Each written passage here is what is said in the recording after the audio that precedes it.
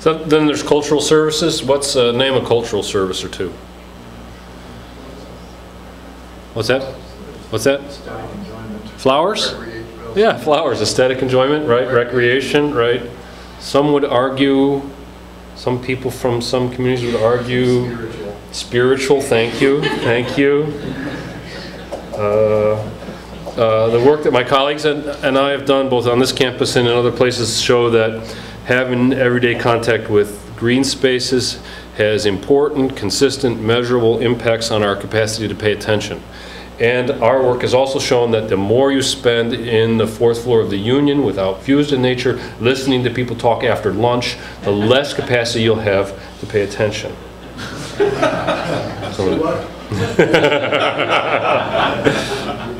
And then finally, supporting services. What's a supporting service? This picture on the left here gives you a hint. Nutrient cycle. Yeah, all kinds of cycles, right? Nutrient cycles, water cycling, the production of atmospheric oxygen, soil formation, habitat. Okay, so now I'm going to take I stole this slide right from the Millennium Ecosystem Assessment, which was a major assessment that we've heard reference to a couple times in the last day and a half, in which about 1,300 scientists came together under the auspices of the UN to do a global assessment of ecological health on the Earth. And this is a slide that describes the framework for that assessment.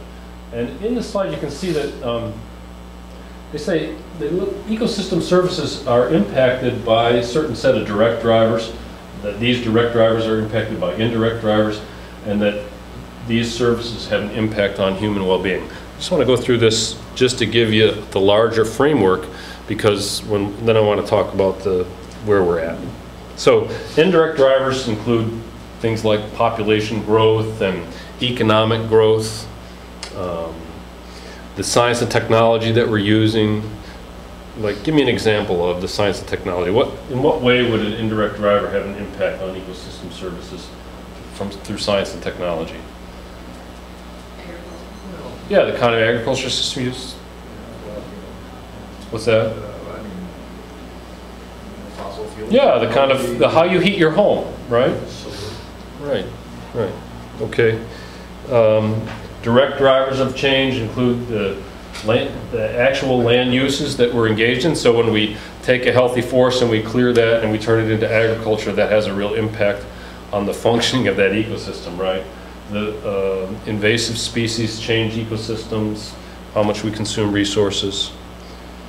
And then human health and well-being and poverty reduction are things that we're familiar with.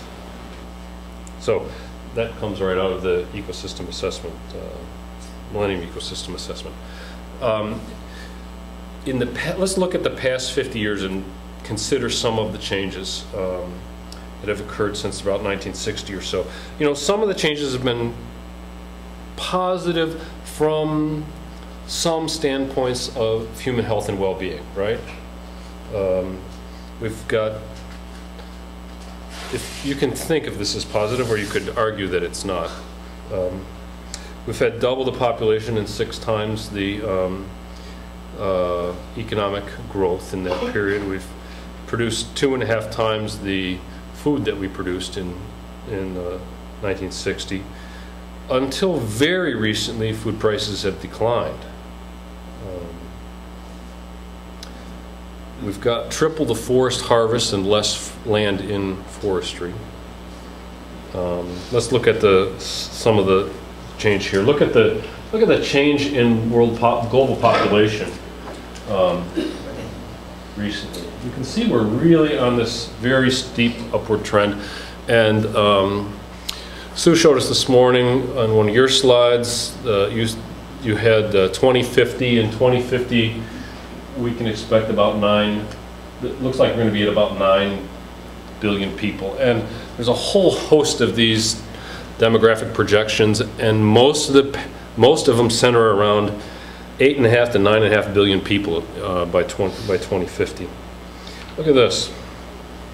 This is where we are with respect to world gross domestic product, $1990.